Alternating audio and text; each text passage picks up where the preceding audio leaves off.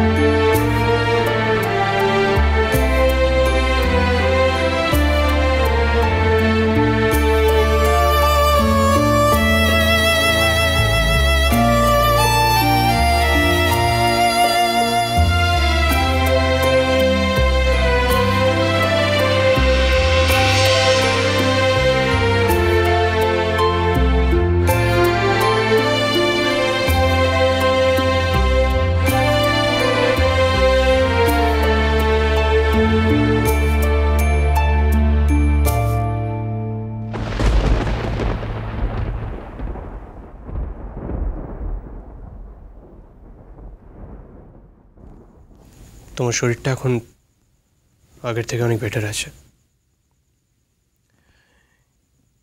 You improving.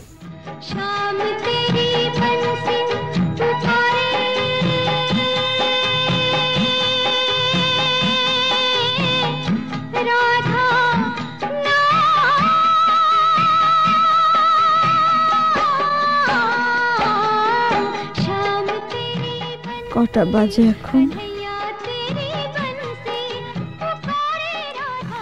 12:15। তুমি এখনো বাড়ি যাওনি? যাবো।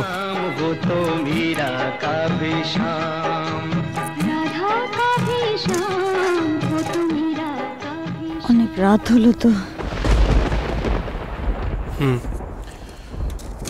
অনেকটা রাত হয়েছে বটে। চিন্তা করো। কে? তোমার বাড়ির লোক।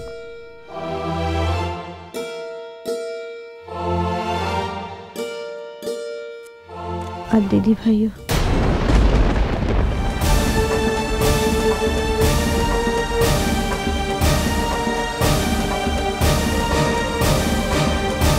তুমি ঘুমো মেঘলা, আমি আসি। আমি তো ঘুমাচ্ছিলাম। সরি, তোমার ঘুমটা আমার জন্য ভেঙে গেল, সেটা আমার উদ্দেশ্য ছিল না। পাবি কোথায়? গেস্ট রুমে একটু বিশ্রাম নিচ্ছিলেন। আর গুরুজি আছেন ওখানে। ও, তোমার কেবিনে অনেকক্ষণ বসে ওয়েট করছিলেন, তুমি ঘুমোচ্ছিলে তাই আর ডিস্টার্ব করেনি। আমার মনে হয় কিছু কথা বলার থাকলে এত রাতে না বলে একেবারে সকালেই বলো। না না, কোনো কথা বলার জন্য না, আমি এমনি জিজ্ঞেস করছিলাম। তোমার তো ভয় পাওয়ার কিছু নেই মেঘলা। তোমার জীবনের 3 জন সব থেকে ইম্পর্টেন্ট মানুষের মধ্যে 2 জন এই মুহূর্তে তোমার কাছেই আছে।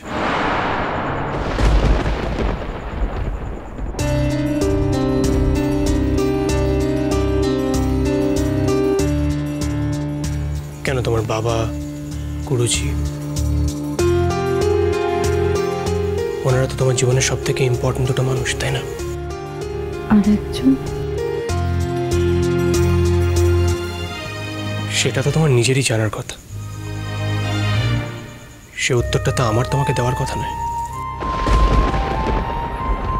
কেন বারবার আমার সঙ্গে এমন করে কথা বলো অনুরাগদা? আমাকে তুমি কি ভাবো? এতটাই অপমান করতে পারো আমাকে? কি করেছি আমি তোমার কাছে বলো তো? আর 2 দিন পরে দিদি ভাইয়ের সঙ্গে তোমার বিয়ে। আন্টি তো আজ আমাকে নেমন্তন্ন পর্যন্ত করে গেলেন। আমার সামনেই তো ঘটলো সব। পরেও তুমি এখন আমাকে নিয়ে মজা করছো। এই একটা জায়গায় এসে মেঘলা একেবারে স্তব্ধ হয়ে যায়, কিচ্ছু বলার থাকে না ওর। তোমার জীবনে যে এতটা ইম্পর্ট্যান্ট একটা মানুষ আছে সেটা কিন্তু তুমি আমায় আগেও বলতে পারতে মেঘলা। আমার দিক থেকে কিন্তু কোনো অসুবিধা হতো না, আমি তোমাকে আটকে রাখার চেষ্টা করতাম না মেঘলা।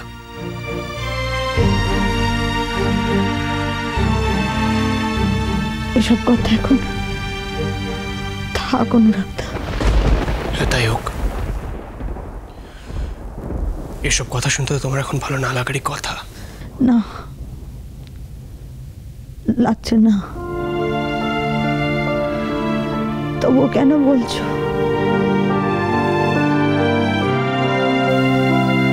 সরি।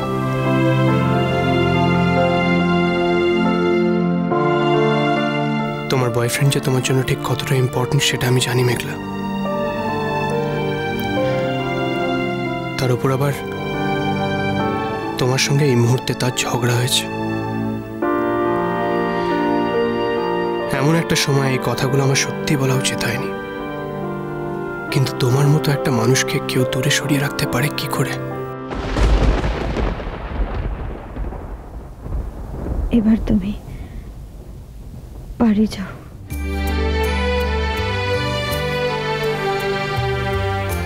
কেন? আমি এখানে থাকলে বুঝি তোমার খুব অসুবিধা হচ্ছে?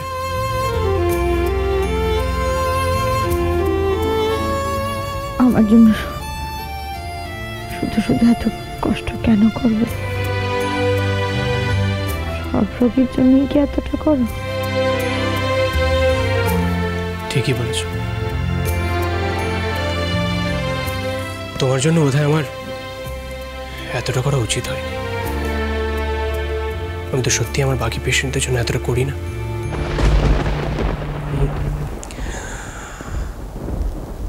ভুল করেছি আমি।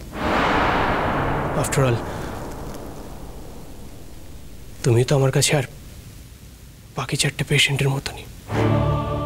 তাই তো। হ্যাঁ, আমিও তো সেটাই বলছি। আসলে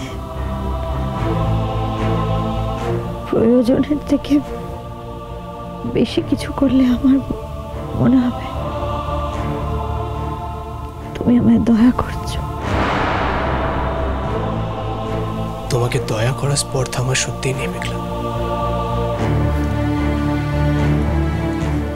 তুমি আমায় ভুল বুঝছো। এনিওয়ে, একটা প্রশ্ন আমার তোমাকে করার আছে,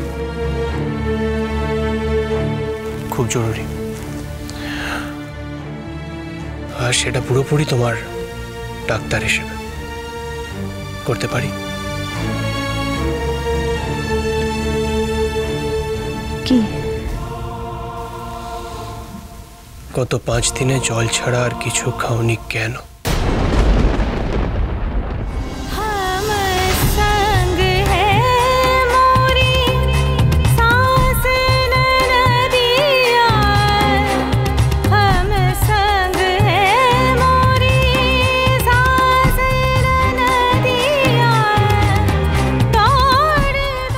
বলতে অসুবিধা আছে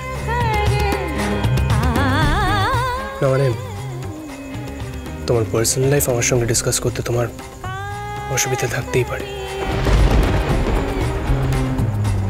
তবু আমার শুধু তোমাকে এইটুকুই বলার আছে যে তোমার যার উপরে মান, অভিমান, রাগ যাই হয়ে থাকুক না কেন, তার জন্য ব্যাপারটাকে এতটা গড়েতে দেওয়াটা কিন্তু ঠিক হয়নি। নিজের লাইফটা রিস্কে ফেললে মেঘলা।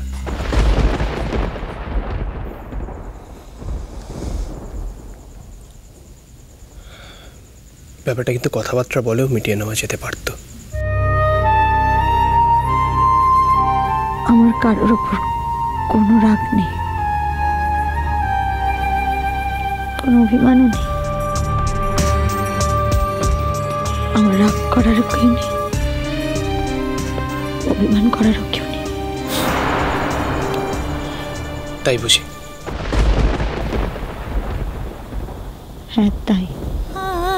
আশাবরী সুরে বাজে ভৈরবী, ভোর দিন রাত আমাকে নিয়ে তুমি মজা করো না অনুরাগ। রাগমালা আমি তোমায় কতটা ভালোবাসি জানলে তুমি কিছুতেই এমন করে মজা করতে পারতে না। তুমি কিন্তু সত্যি খুব বোকা মেঘলা। যে কথাটা তুমি অনেকদিন আগে খুব সহজেই আমায় বলে দিতে পারতে, সেটা তুমি আজও বলতে পারোনি।